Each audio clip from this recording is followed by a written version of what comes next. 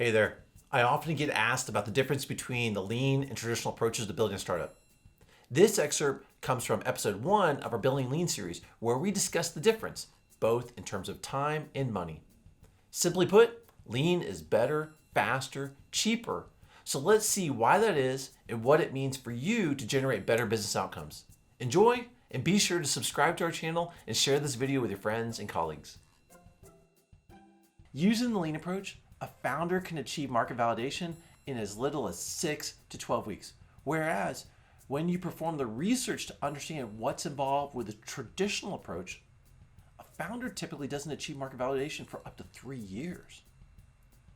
Within those same 3 years, a founder following the lean approach would have completed all 3 startup phases, which explains why some startups take off faster than others. While approach and methodology matters greatly when it comes to timeliness of outcomes, that's not the only reason why we believe lean is the best approach. Cost. Cost is an important factor as well. Take the market validation phase as a simple example.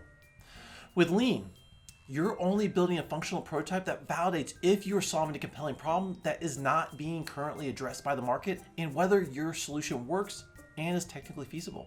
Which means as you work through each milestone, you are performing the fatal flaw analysis to assess the quality of your idea. Using the lean process helps you detect and correct fatal flaws if they are fixable. This is in contrast to the traditional approach, where a founder will build a fully ready to ship product up front. Because traditional founders cannot detect fatal flaws until they've produced and shipped a complete product, the risk of failure is extremely high. Effectively, the lean process allows the lean founder to find and fix fatal flaws while ensuring real customers provide the proof that the solution works for them, versus the traditional process, which forces the founder to ship unproven solutions to customers in order to recoup their sizable upfront investment. Effectively, they're hoping that they're successful. Matter of fact, it sounds to me like the traditional founder should be scratching lottery tickets about now. Now, I want to be upfront about something. We've done a lot of research into how successful and failed startups are built. One of the difficulties in comparing the traditional and lean approaches is that the traditional approach lacks clear and consistent milestones, even for serial entrepreneurs. This is why founders typically focus, specifically traditional founders, they typically focus up front on what makes the most sense to them, the product, rather than first proving out that they understand the problem their customer wants solved and whether they'll be able to reach and sell to them. What does that do? Well, taking that approach creates a lot of risk. So the traditional founders begin to spend quite a bit of time attempting to engage investors and applying to accelerators prematurely, when they should be operating lean by focusing on early traction, upskilling their decision-making abilities, and refining analysis skills. When you think about it from a traditional founder's perspective, though, their mentality makes sense.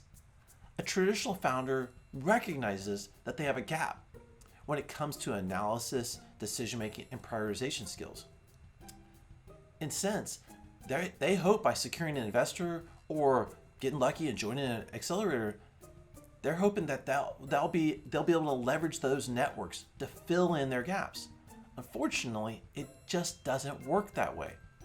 What's worse is that when traditional founders have burned valuable time and money and have become stuck or uncertain if they're on track as they pivot to achieving their goals, they turn to mentors or advisors in hopes of finding the flaws with their startup idea. That doesn't, in a sense, seem like a bad strategy until you realize that they could have been performing a fatal flaw analysis all along the way after each milestone.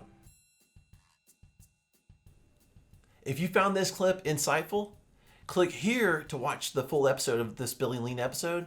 But before you do, click here to subscribe to the LeanMastery channel, where we cover the steps and activities your startup must take to generate customer traction fast.